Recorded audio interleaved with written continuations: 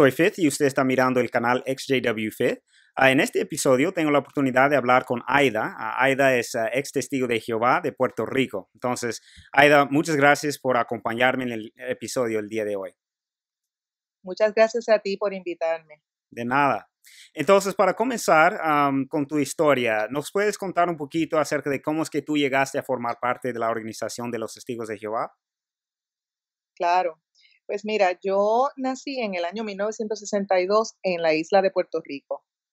Ya más o menos para el tiempo que yo nací, mis padres escucharon de los Testigos de Jehová a través de la hermana de mi mamá. Y entonces, aunque ellos eran católicos, ellos no eran católicos practicantes. Y entonces, pues se interesaron en el mensaje y cuando yo llegué a ser, a mí me llegaron a bautizar como católica, pero entonces poquito después mis padres se convirtieron testigos de Jehová, pues, se unieron, ¿verdad? A los testigos de Jehová y entonces ya vamos a decir que desde que yo tenía 1 año de edad en adelante, pues mis padres se entraron de lleno a la organización y entonces yo soy la mayor de 4 hermanos. Y así pues la familia fue creciendo, pues mi hermana se casó con un testigo de Jehová, mis 2 hermanos también, Mm. y entonces todos sus hijos, ¿verdad? También todos, y entonces esos hijos también se casaron con testigos de Jehová. Yo tengo 3 hijos varones Ujú. y 4 nietos, y todos son testigos de Jehová y sus esposas también. Wow.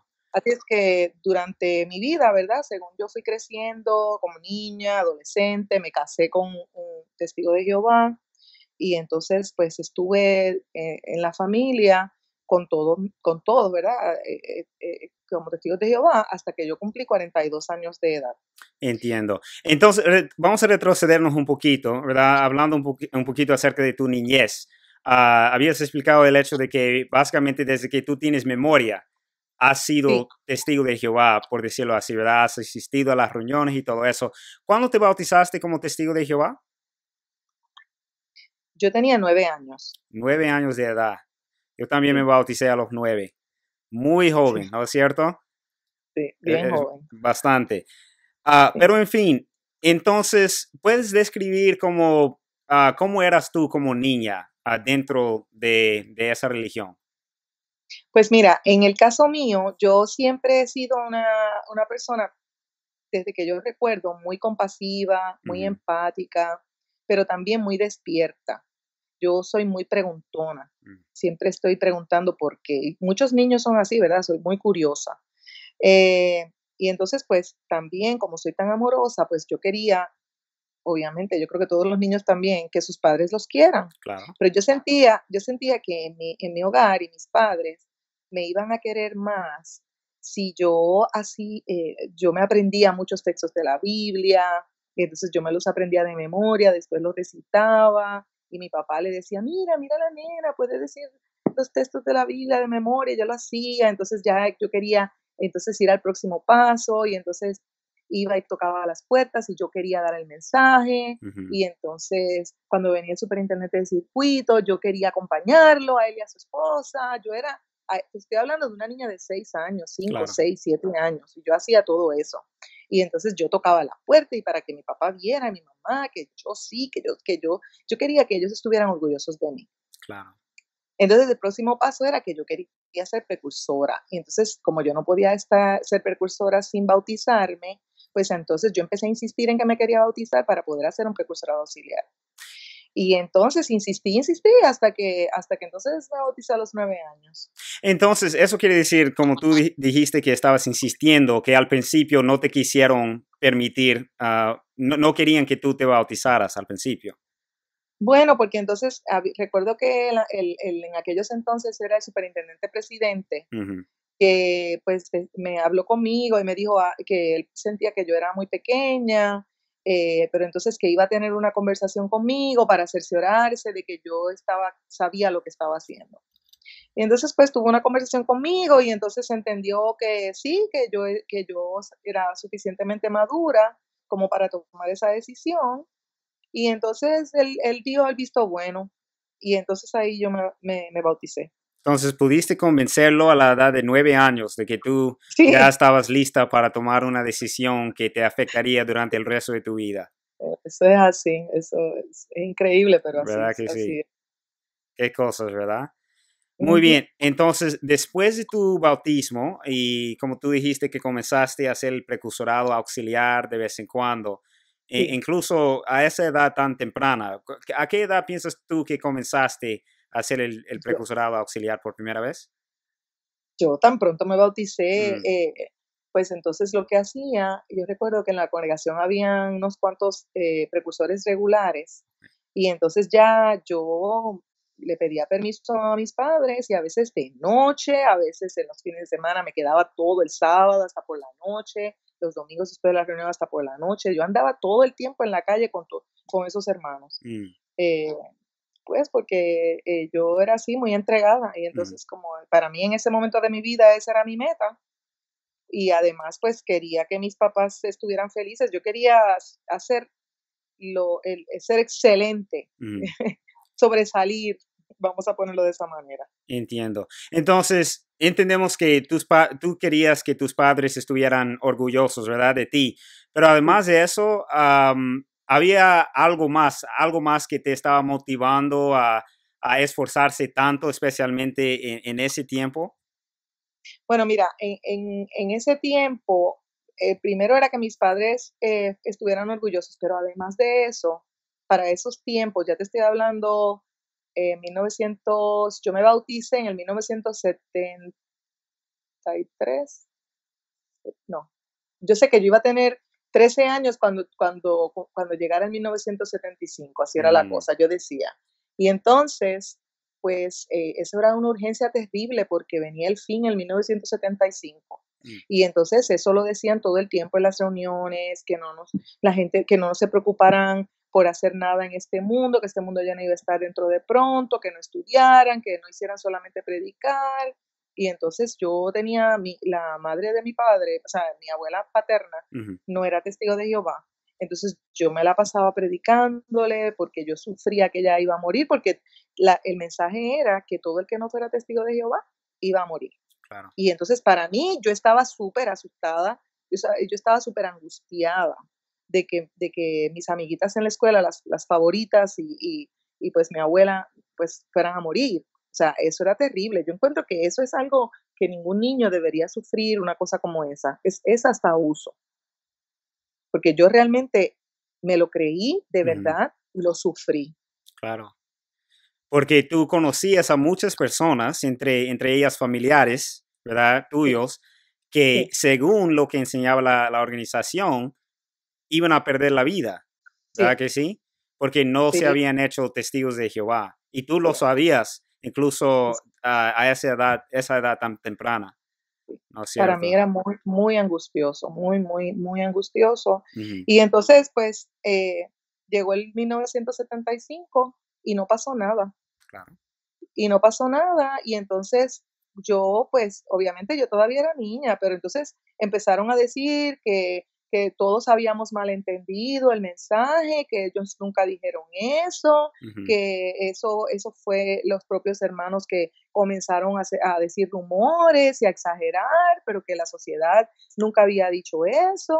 Y entonces yo me decía: "Pero es que sí, yo lo escuché, y hmm, esta gente me hicieron sufrir todo esto, y ahora vienen a decir que no fue cierto lo que yo escuché con mis propios oídos y lo que me hizo sufrir tanto. ujú, Ahora vienen a decir que nunca lo dijeron. O sea, fue fuerte. Y yo recuerdo, hubo mucha gente que se abandonó la organización en esos tiempos mm, por esa situación. Después de eso no era lo mismo. Después de 1975, pues entonces yo no contemplaba dejar de ser testigo de Jehová todavía, pero sí quería integrarme más a las actividades de la escuela y compartir más con mis compañeros de clase, porque la realidad es que yo soy bien sociable.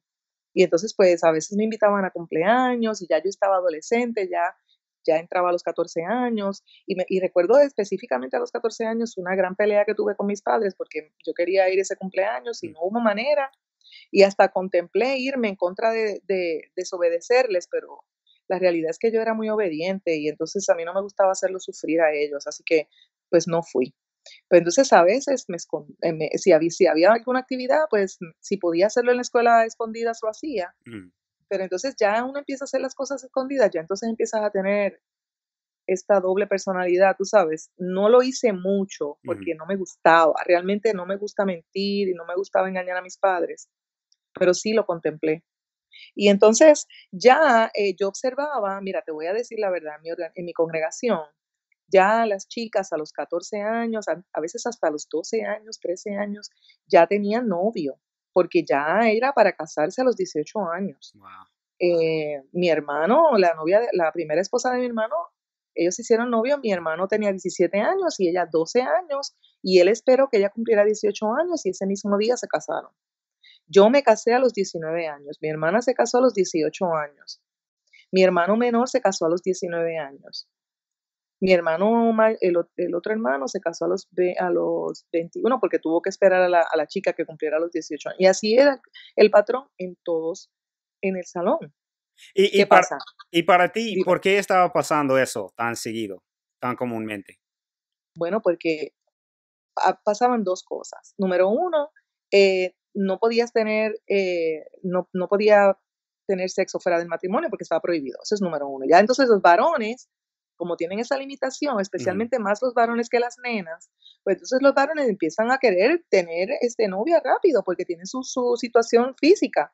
Y entonces las chicas, pues el problema con las chicas es que dicen: "Me voy a quedar sin novio porque todos se van a casar y no voy a tener ningún testigo para casarme", y eso era lo ujú. que me pasaba a mí. Wow. Entonces, yo veía que todas las chicas ya, ellas seleccionaban los chicos, entonces yo dije: "Entonces yo me voy a quedar sin casarme", y entonces para mí eso era un trauma. Y entonces yo que era esta prisa por ver quién va a ser mi pareja dentro de los chicos que conozco, y algunos se iban fuera de la congregación a visitar otras congregaciones y demás, pero entonces tú tenías que esperar que fuera el chico el que hiciera el acercamiento. Era traumático, Me era puedo imaginar. traumático.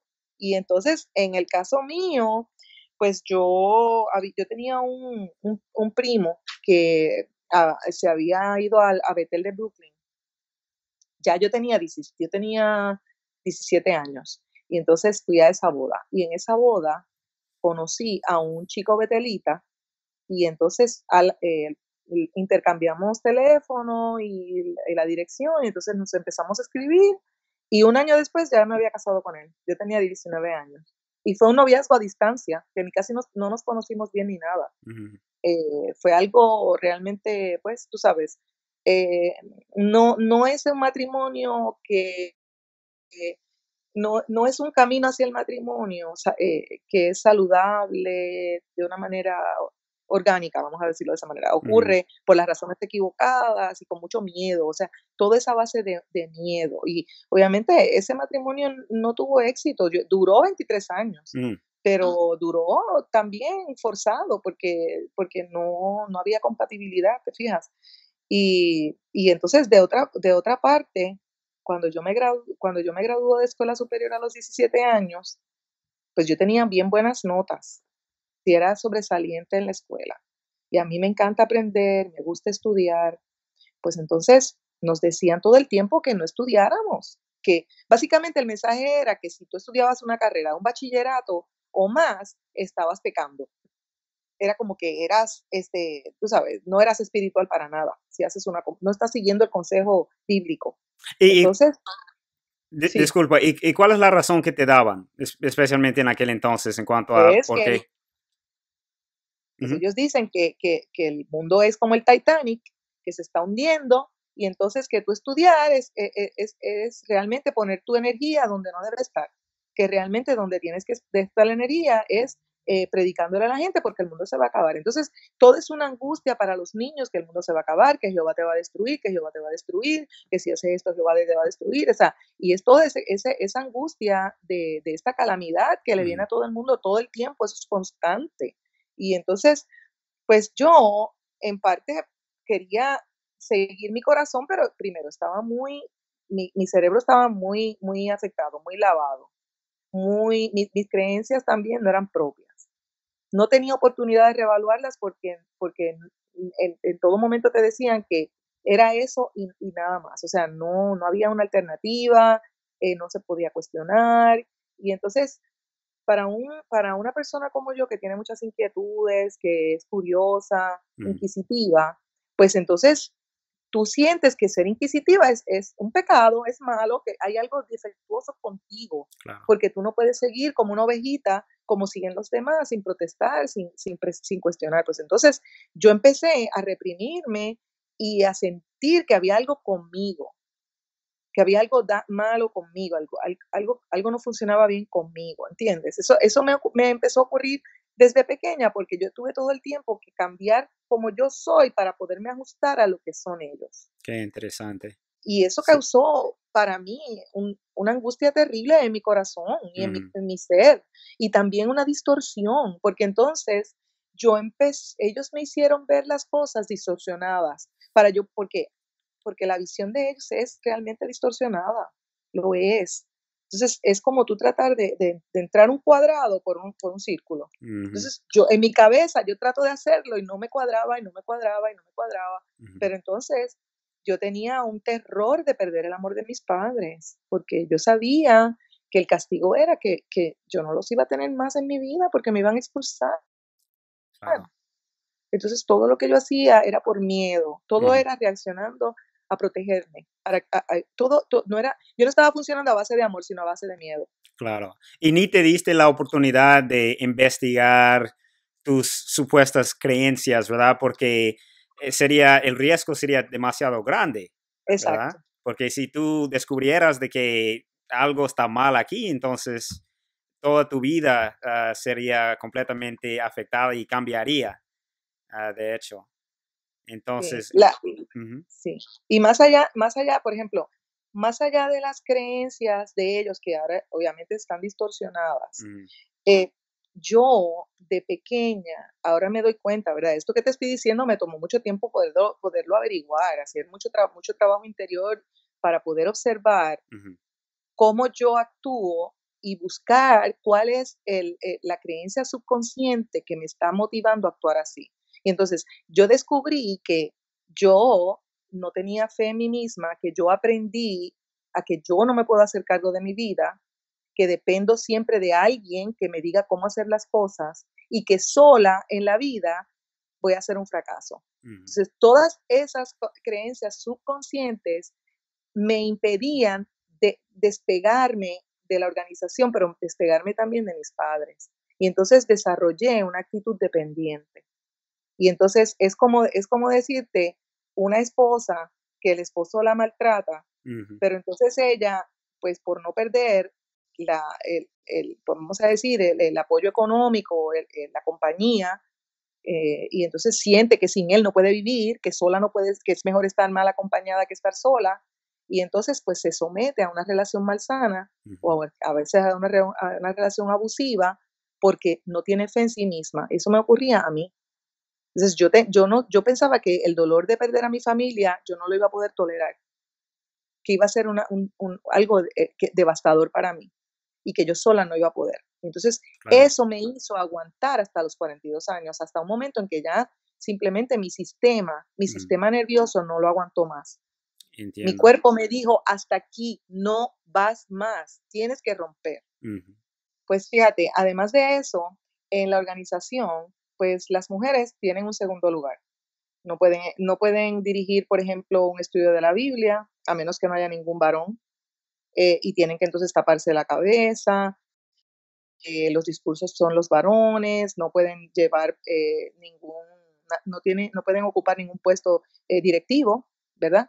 Así es que en mi casa, en mi hogar, eso iba muy, muy consono con la forma en que mi madre creció, que mm, Puerto Rico es una cultura y eso ha mejorado algo, pero hay mucho machismo en la cultura latina, pues lamentablemente, pues el machismo es bastante prevalente. Entonces, en el caso de mi madre, pues su crianza, a ella le enseñaron que las mujeres siempre iban en segundo lugar también, eran dependientes. Así es que yo tenía la influencia del salón del reino y tenía la influencia propia de mi madre diciéndome que yo iba en segundo lugar siempre al varón, mm, ¿ok? Que debía ser sumisa, y que las mujeres le tienen que pagar el débito conyugal al marido, porque eso lo dice la Biblia.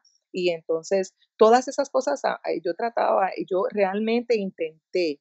Yo realmente intenté cumplir con todo eso, pero, pues, nuevamente, eso iba en conflicto con lo que yo soy, con mi verdadero ser.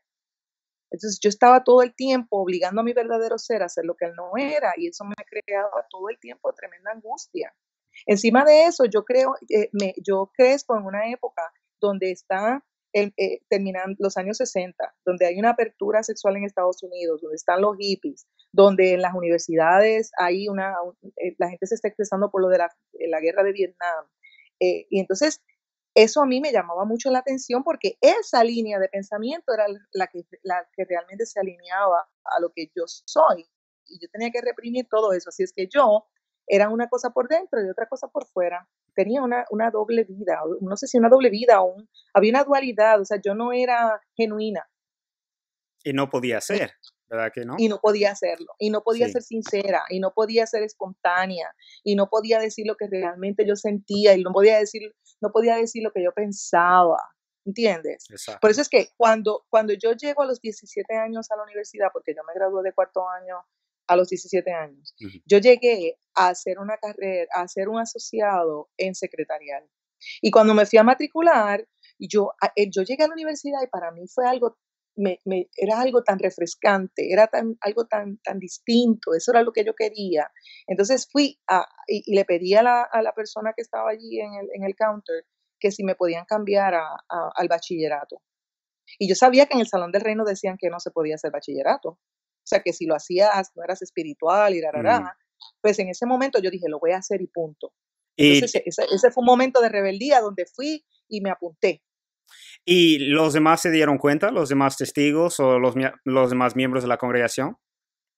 Bueno, en ese momento, pues, yo no fui rápido a decírselo a todo el mundo. Ujú, O sea, como yo lo que tenía eran 17 años, estaba estudiando, no todo el mundo está preguntando lo que uno hace, ¿no? claro. Entonces, en mi hogar, mis padres no se entusiasmaron con la idea, pero tampoco me ordenaron, que hiciera algún tipo de cambio o que le diera para atrás a esa decisión. O sea, Ujú, ni una cosa ni la otra, ¿ok? Fueron indiferentes. entiendo. También mis padres estaban tan ocupados en proveer para la familia, que realmente había poca conversación entre nosotros. O sea, éramos como que cada cual andaba por su mundo, y donde único nos encontrábamos era en el Salón del Reino. Era como si ellos le hubieran entregado la responsabilidad de la mente de sus hijos a la organización, y ellos se encargaron solamente de proveer económicamente.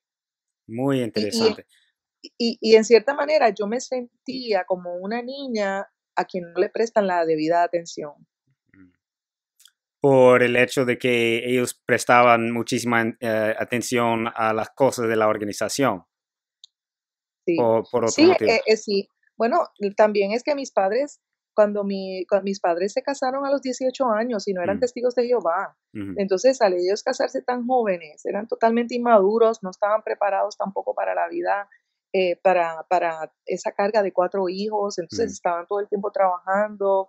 Y entonces, para ellos, el Salón del Reino era como: "Toma, aquí tienes a mis 4 hijos y edúcalos", ¿tú sabes? Sí. Entonces, ellos lo usaban como un tipo de refugio y como para, en cierta manera, no hacerse cargo de ellos mismos, darnos la estructura de vida. Eso es lo que yo entiendo ahora, después de adulta, ¿no? Sí, claro que sí.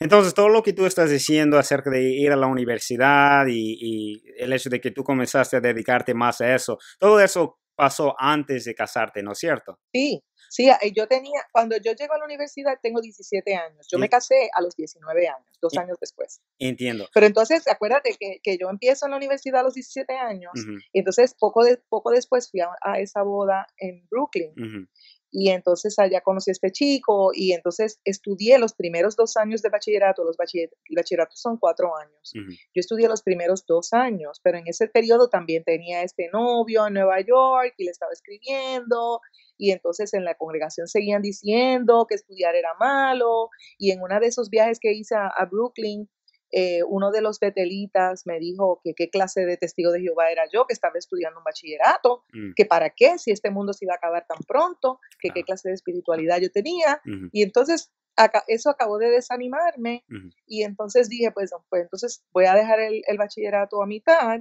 y me voy a casar y entonces pues, yo también deseaba tener independencia de mi familia, porque mi mamá era muy controladora y todo eso, y entonces yo estaba buscando, yo estaba inconforme, entonces estaba pensando que algo de afuera me iba a hacer sentir bien, un esposo, una familia, eso, yo realmente mi problema era dentro de mí, no era afuera, pero yo estaba buscando algo fuera que resolviera mi problema, que no, yo ni siquiera sabía cuál era el problema. Entonces tú te casaste a los 19 años, ¿verdad? ¿Y qué Sí, pasó después?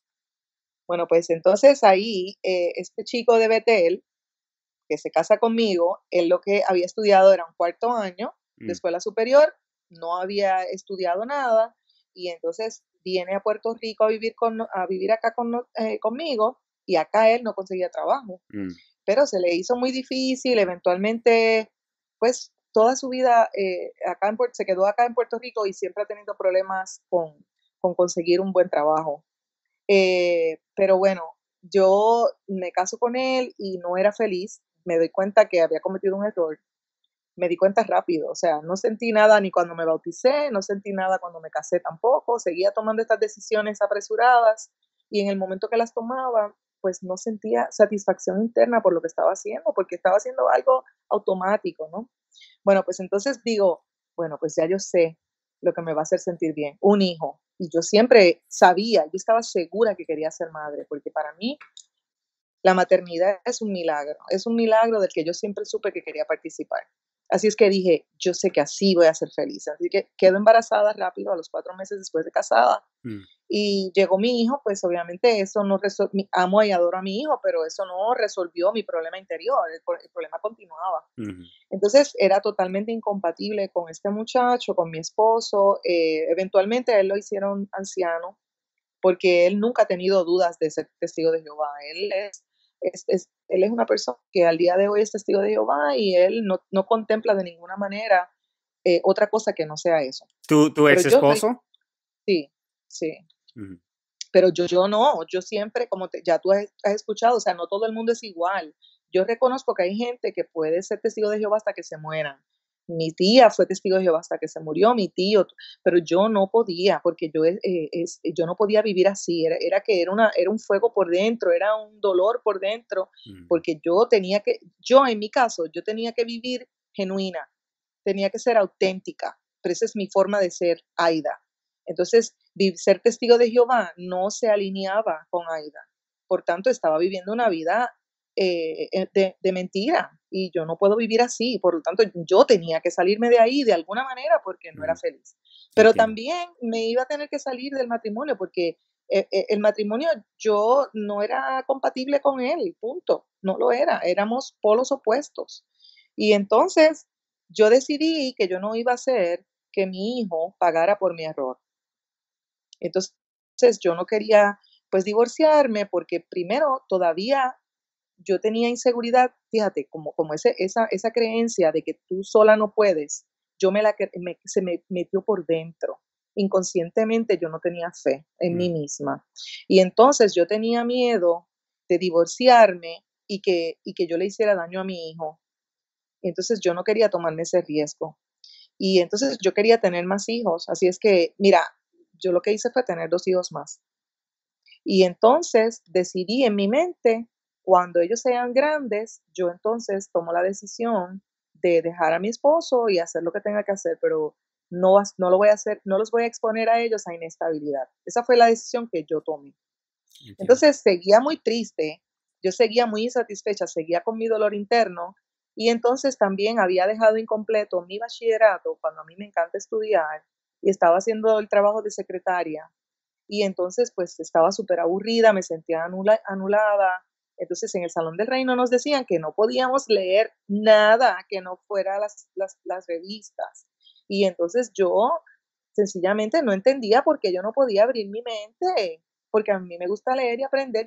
Yo, ¿por qué no puedo escuchar a todo el mundo y tomar mis propias decisiones? ¿Qué hay de malo en eso? Claro. Entonces, ¿por qué todos tenemos que ser iguales? ¿Por qué tenemos que actuar como robots?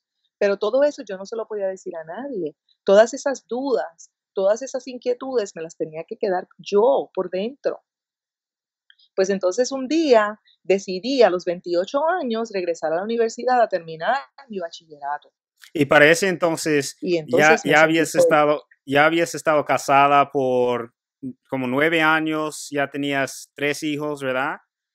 Y Sí, te ibas aburriendo más y más y más con sí, todo, ¿verdad? sí, Y a los sí, sentía 28, que no vivía, ujú, sentía que no estaba viviendo, sentía que estaba hundida. No era yo, no era yo, no era yo, y se me ujú, estaba yendo el tiempo en nada, ¿tú entiendes? Estaba sí, perdiendo mi tiempo, mi vida. claro, Entonces ahí digo, voy a regresar a la universidad. Y cuando regresé a la universidad me puse muy feliz. Entonces ahí me empeñé en estudiar y saqué las mejores notas y mi mamá aceptó ayudarme con el cuidado de los niños porque mi mamá es ama de casa, nunca trabajó fuera. ujú, Entonces ella me buscaba a los nenes a la escuela y así yo pude terminar mi bachillerato. Y ya como que mi mamá era de la opinión de que era mejor estudiar, aunque ella tampoco lo quería decir, mm. pero ella me apoyó para que yo estudiara. Pero sabiendo ella que no estaba totalmente bien con los testigos, pero allá calladita, pues mira, yo le voy a ayudar. Claro, Y entonces, además, ella veía que mi esposo siempre estaba ganando bien poco dinero, yo era la que tenía que pasar mucho trabajo para mantener el hogar, y él me ayudaba con bien poco, ¿tú entiendes? Y entonces, pues ella veía mi lucha, y entonces, pues se dio cuenta que sí, que si yo me preparaba, pues iba a ser más feliz, y iba a estar mejor preparada para ayudar a mis hijos. Entonces, una vez terminó mi bachillerato, pues ya estaba tan entusiasmada con los estudios ujú, que quise continuar estudios graduados y entonces solicité admisión a la escuela de leyes y entonces me aceptaron. Y qué entonces mi bueno, mamá, yo económicamente había hecho mis arreglos, me había programado y entonces yo soy muy planificada, muy organizada y cuando tengo una meta, ¿no? Entonces esa fue mi meta. Y entonces en 3 años terminé mis estudios de leyes, me gradué con altos honores ujú, y entonces pues claro, mi esposo no era feliz con eso para nada. Y entonces después cuando me gradué sí estaba orgulloso, tú sabes, pero como acuérdate que como no va alineado con los testigos, pues, ujú, tú sabes, no podían tampoco estar muy contentos, pero claro, ya entonces en el Salón del Reino, pues, entonces ya de la sucursal me trataban de usar mis servicios como abogada, qué y interesante. entonces sí, fíjate tú, después ya me llamaban: "Mira, Mm. para consulta, para esto, para lo otro", y cuando al principio era malo que estudiara, entonces después buscaban a los que eran abogados testigos de Jehová para que los ayudaran aquí en una cosa y en la otra, ¿no? A los que les Pero habían desobedecido, ¿verdad? exacto, Qué interesante. eso es hipócrita, ¿verdad? Sí, pero bueno. Pues entonces ahí, ya entonces empecé a trabajar como abogada en una firma de abogados, estuve ahí 5 años. Y entonces, después de eso, conseguí un trabajo trabajando desde mi casa. Es un servicio, que los abogados usan de computadora. Mm, Y entonces, pues, una compañía americana me contrató y así entonces tenía más tiempo para estar con los niños. Y eso fue gracias a mis estudios que mm. obtuve ese trabajo. Y vamos a retrocedernos un poquito más otra vez. Cuando tú estabas estudiando para ser abogada, esos años adicionales de la escuela, ¿verdad? ¿Qué es lo que te decían los testigos o los hermanos en la congregación o cómo es que te consideraban en aquel entonces?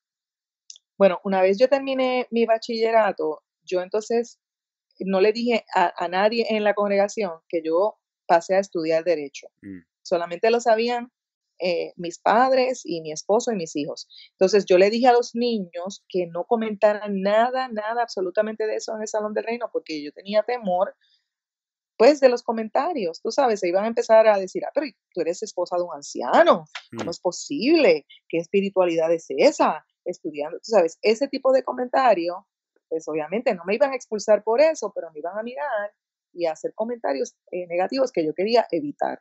claro. Por lo tanto, yo entonces, yo estuve muy calladita esos 3 años de derecho, y yo seguía asistiendo al Salón del Reino, y a veces habían algunas hermanas que preguntaban: "¿Y qué tú estás estudiando?". Y Mm, yo a veces, pues, cambiaba la conversación, evitaba todo el tiempo dar información. Pero sí, yo continuaba asistiendo al Salón del Reino. Ahora, yo, desde hacía muchos años, pues, ya no salía a predicar muy poco, me iba temprano de la predicación, ujú, el informe de fin de mes yo falsificaba horas, ponía las horas que no eran, ujú, cogía la revista La Atalaya y usaba un highlighter y marcaba a lo loco, yo no la leía, o sea, Yo estuve así muchos años, pretendiendo, así, o sea, Fingiendo. fingiendo. Y Y entonces, pero nada, yo decía, tengo que hacer esto porque ¿qué voy a hacer? No voy a, todavía no es momento de dejar a mi esposo, claro. ni necesito el apoyo de mis padres, por lo menos de mi madre, para que me ayude con los niños. Y entonces yo no puedo formar el caos en este momento de romper con todo el mundo porque yo sabía que se iba a formar un caos bien grande. Entonces yo estaba tratando de postergar esa fecha Ujú. hasta que los niños estuvieran más grandes. Entiendo. Ahora, una pregunta nada más para asegurarme, ¿verdad? De lo que estás mencionando.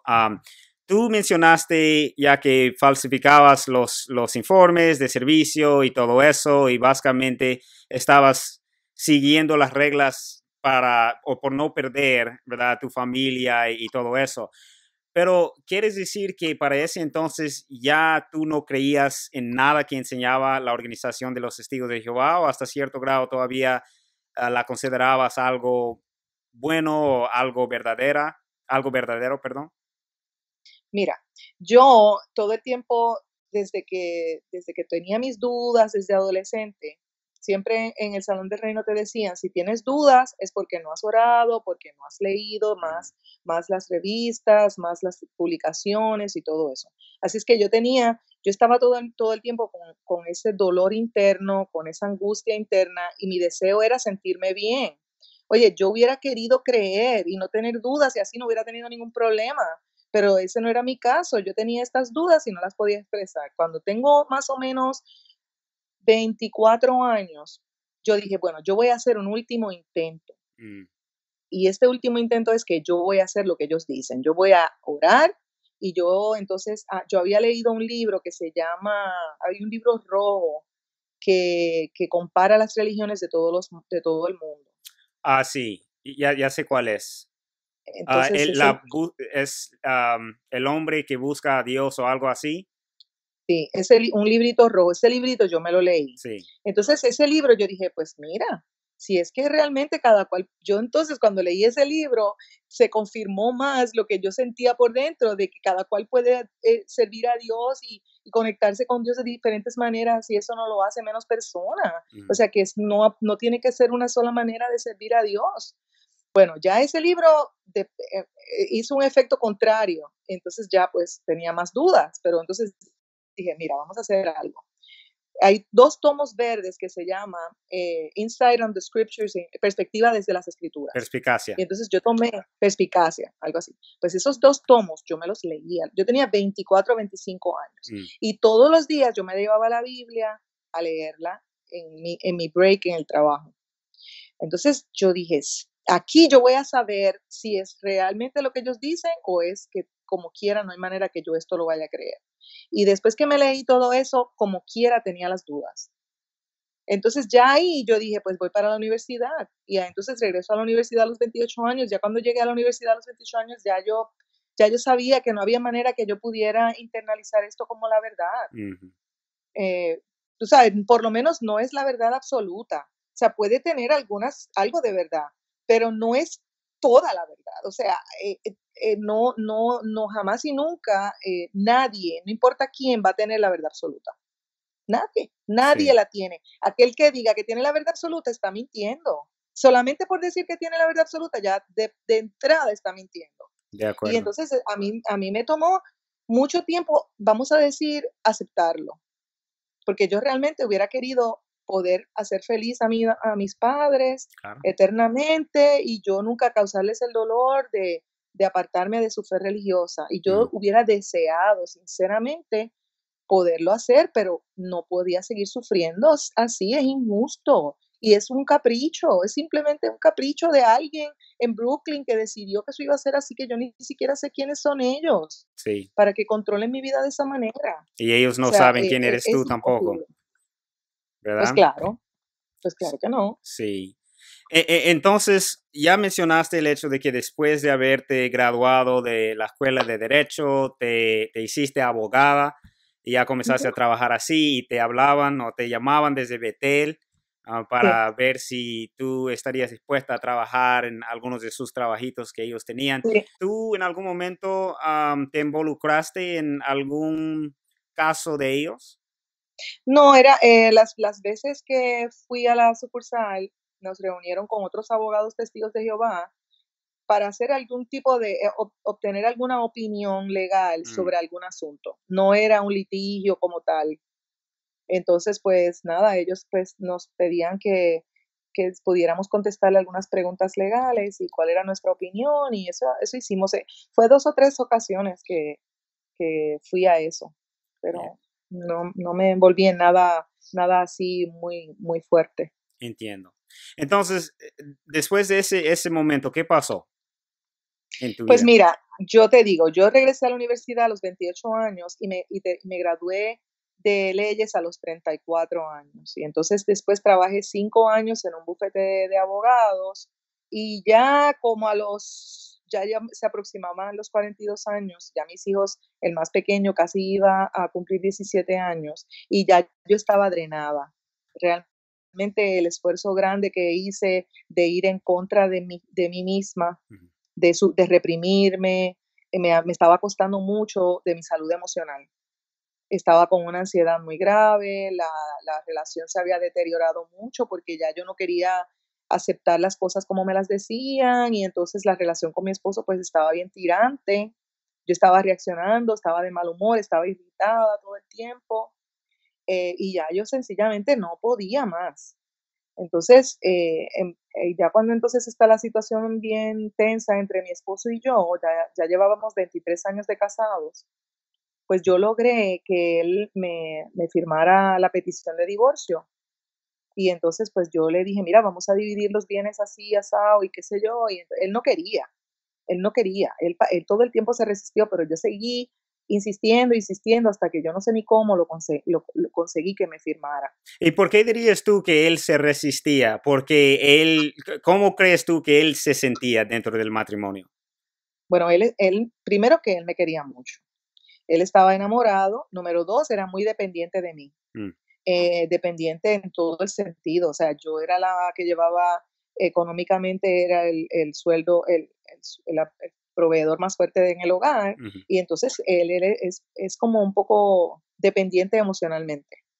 Y entonces para él era como soltar su seguridad. Entonces, aparte de eso, sí, yo sé que él me quería mucho, ¿entiendes? Y no quería romper su familia. Y lo otro es que él tampoco quería ir en contra de las reglas de los testigos de Jehová. Él me decía, es que no nos podemos divorciar, tú no me puedes dejar, porque tú sabes bien que lo que dice la Biblia, que no, aquí no ha habido adulterio, y entonces vamos a estar, qué sé yo, todo eso yo me lo sabía, Ujú. todo eso yo lo sabía, simplemente no podía más.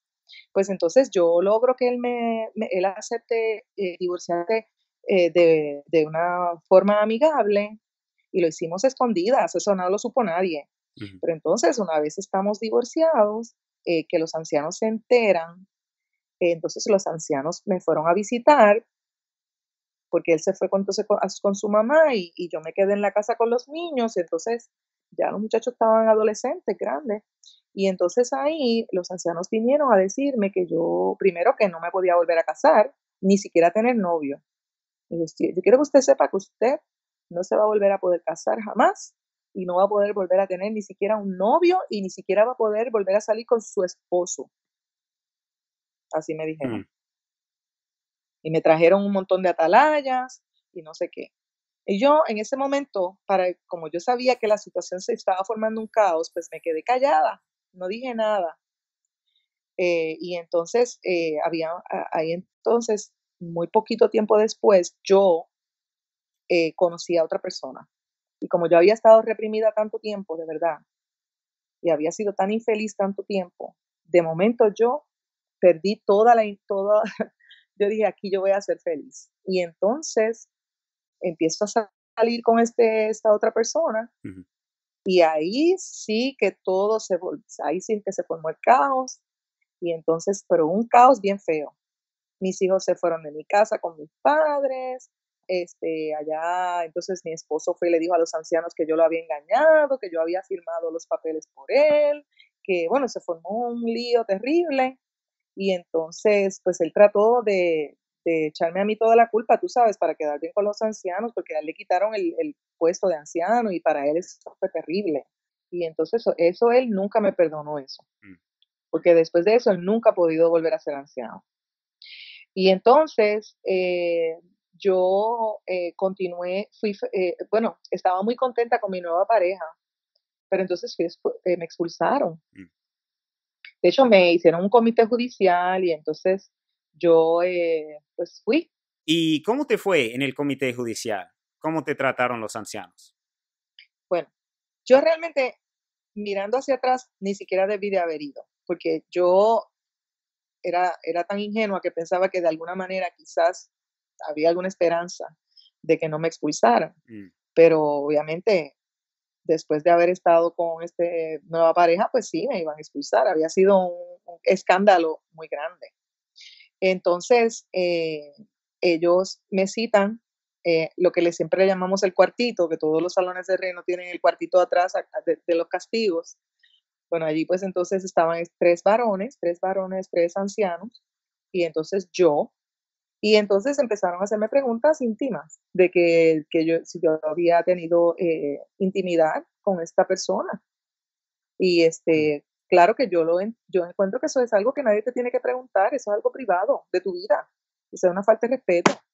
Estas personas, realmente, ese proceso como tal es abusivo y opresivo. No importa solamente, para una mujer todavía más, porque son tres hombres haciéndome preguntas íntimas. imagínate. Entonces, bueno, yo, dentro de la confusión y dentro del dolor y dentro de todo lo que me estaba ocurriendo, pues sí, yo les contesté con la verdad. Y entonces, pues obviamente me expulsaron. Y, y después de eso, pues perdí contacto con mis padres y mis hijos se fueron de mi casa. Bueno, fue un desastre. Y entonces, pues yo continué con esta pareja por 9 años. Yo después me casé con él, Mm, pero esos primeros 3 años en los que yo estuve con él y no estaba casada, pues entonces, en un momento dado, mi papá se enfermó, se enfermó y estaba en el hospital y yo fui al hospital. Y entonces yo sentía que parte de su dolor era que yo estaba afuera, ¿me entiendes? Que no me podía ver.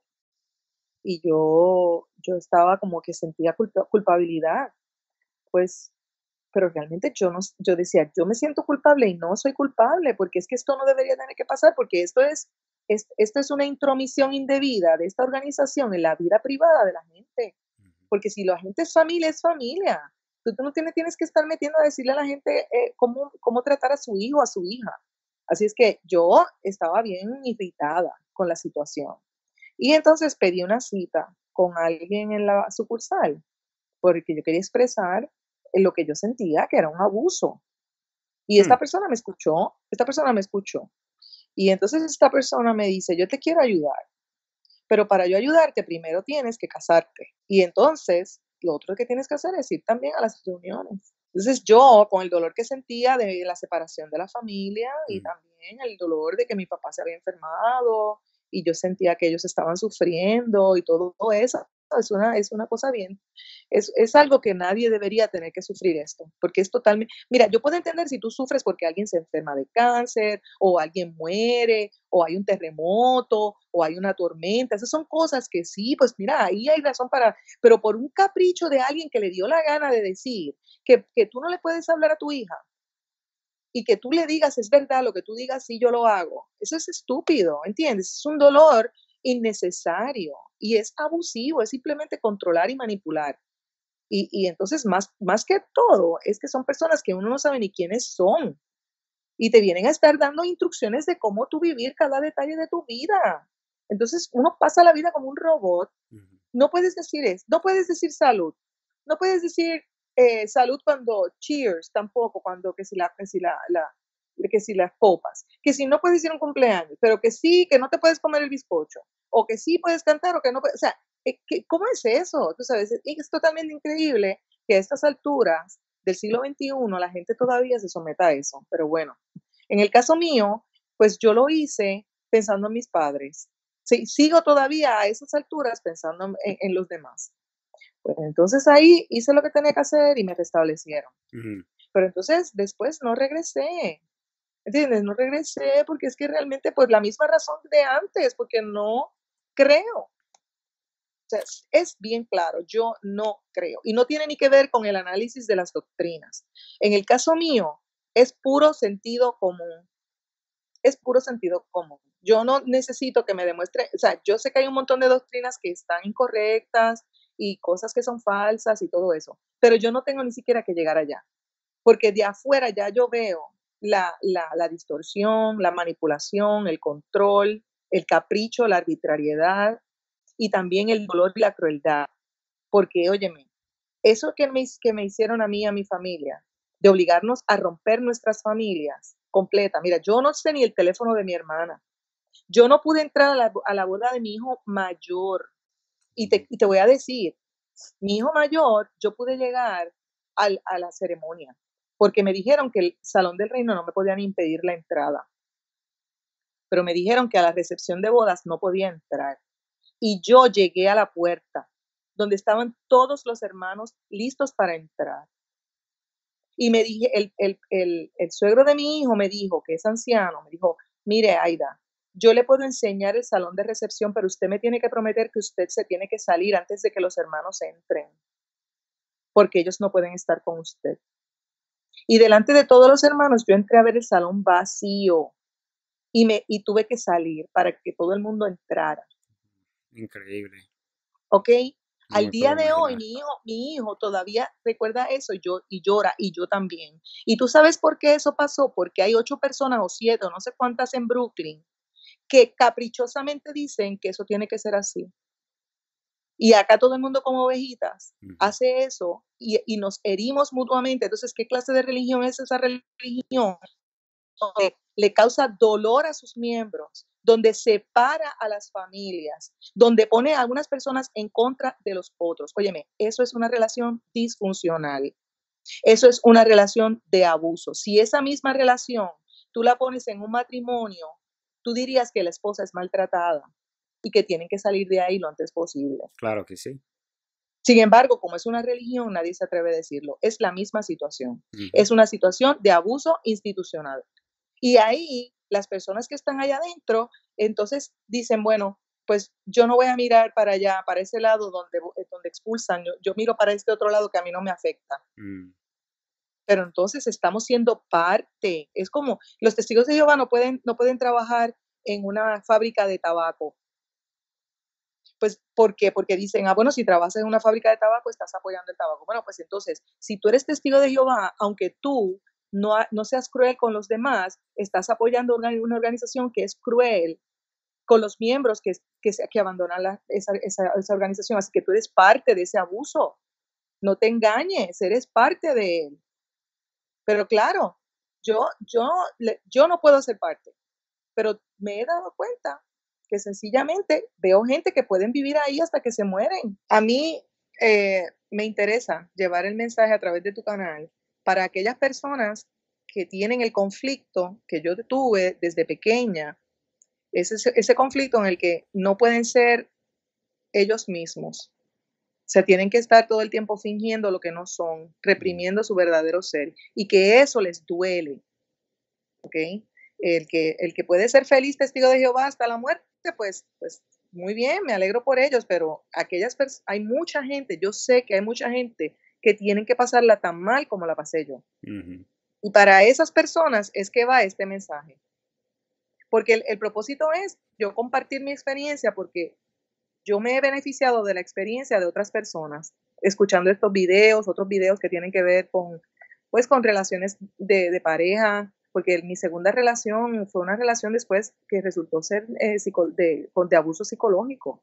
Entonces, esa misma niñez y ese mismo patrón de distorsión no me preparó para estar alerta a una relación de abuso psicológico. Yo te diría que lo más difícil ha sido obtener claridad, porque después de tantos años donde ha habido tanta distorsión, donde ha habido ese esfuerzo mío de tratar de adoptar creencias que no cuadraban con lo que yo soy, crea mucha confusión, ¿ok? Entonces, no solamente crea confusión, crea patrones que muchas veces son subconscientes.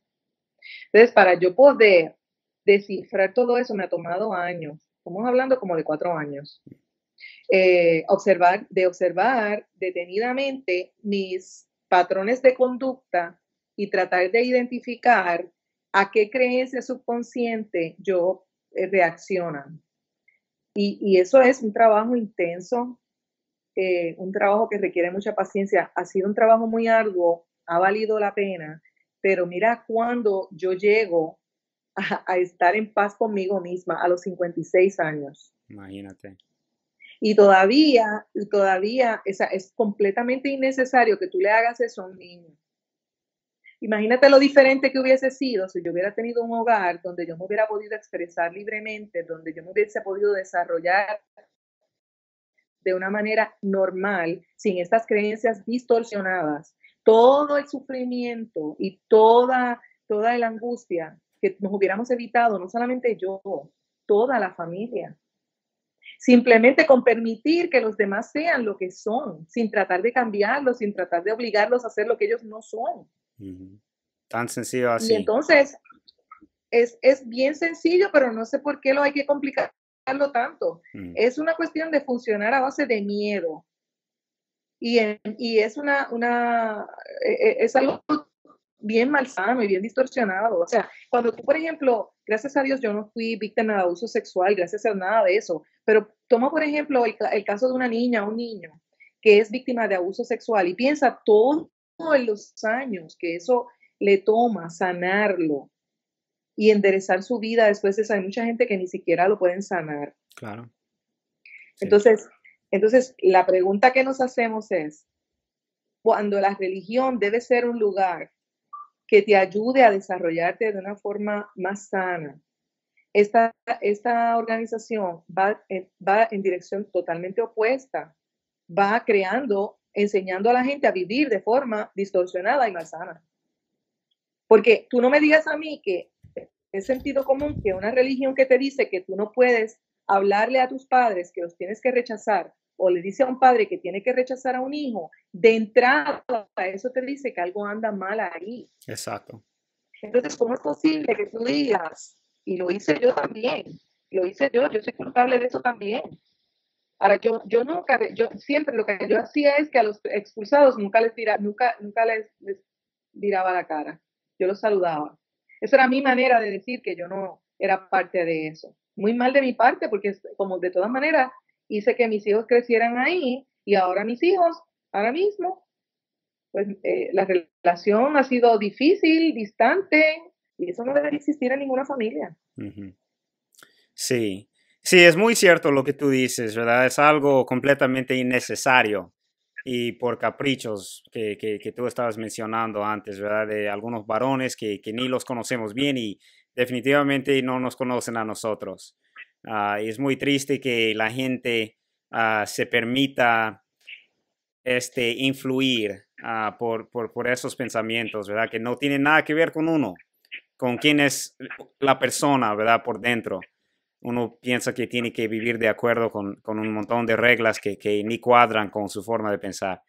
Es algo muy triste. Te quiero dar las gracias por haberme acompañado, por haber compartido tu experiencia. Yo sé que no ha sido nada fácil compartir eso, ¿verdad? Yo sé que le duele a uno hasta cierto grado revivir algunas de esas experiencias, pero qué bueno que estás dispuesta a poner eso, por decirlo así, a un lado y tratar de ayudar a las personas. Y yo estoy seguro que las personas se van a beneficiar mucho de lo que tú has dicho.